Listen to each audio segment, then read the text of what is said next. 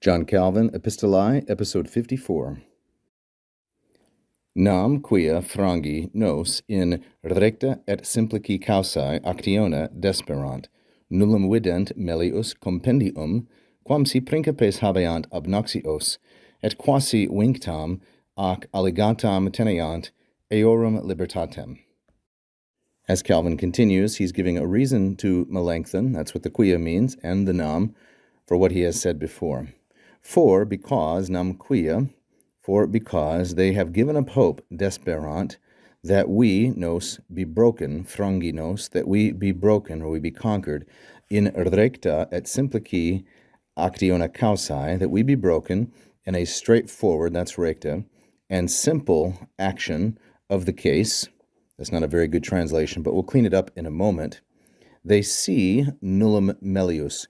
They see that there is no better shortcut, compendium, than if they have, habeant, if they have the civil authorities obnoxios, that is well disposed to them, and as it were, vinctam, and as it were, they hold teneant, the libertatem eorum, the freedom or the jurisdiction of those civil authorities, principes, they hold it somewhat conquered, vinctam, and bound, alligatam. As this sentence begins, we see that it is a complex sentence. That is, it has subordinate and main clauses. The main verb is vident. So we start out with the subordinate clause, quia desperant, because they despair, because they give up hope of breaking us, that we be broken. That's the frangi nos. Frangi is a present infinitive passive from third conjugation frango, frangere, with nos in the masculine plural accusative as subject, because they are giving up hope that we be broken. How? In, through actione, is a prepositional phrase. The object of the in is actiona, which is feminine singular and genitive, that we be broken in an action, or in the action of a cause, causae, actione, an action that is recta, straightforward, so I mean a direct assault, and simple, simplici, without any kinds of parts in that action. Because they see that, or they despair of that, so they see vident. And vident then is the main verb of this complex sentence. And we understand esse here because vident is introducing oratio obliqua, indirect discourse, indirect statement. It has a number of different names. It doesn't really matter what you call it, as long as you can understand and recognize it. So they see that there is nullum melius, no better shortcut, compendium.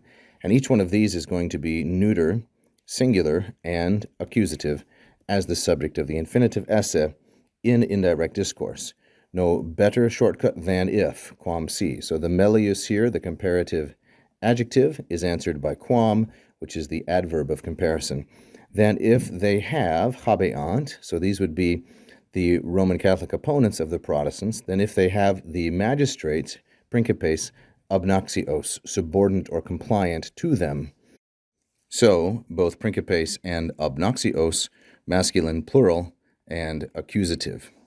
Then we have the third part, which is the quasi teneant, and as if they hold, meaning the Roman opponents of the Protestants, they hold their freedom, eorum libertatem, the freedom of the magistrates, they hold it, as it were, vinctam, bound, and alligatam, controlled. So we have libertatem in the feminine singular and accusative as the object of teneant, modified by both vinctam and alligatam. Now, vinctam is from the fourth conjugation verb vincio, vincire, which means to chain up. It's related to the noun vinculum, which means a chain. And alligatam is from alligo, alligare, which means to bind.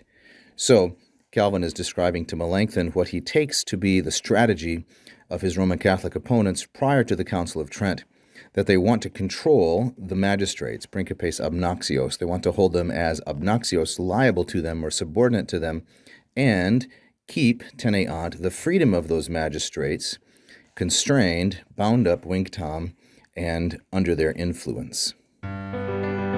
Thank you for watching. I hope you enjoyed that free lesson. Please like and subscribe, hit the bell. You can also become a patron at patreon.com/LatinPerDiem. And if you really loved it, you can leave a tip right here as a super fan. Thank you so much.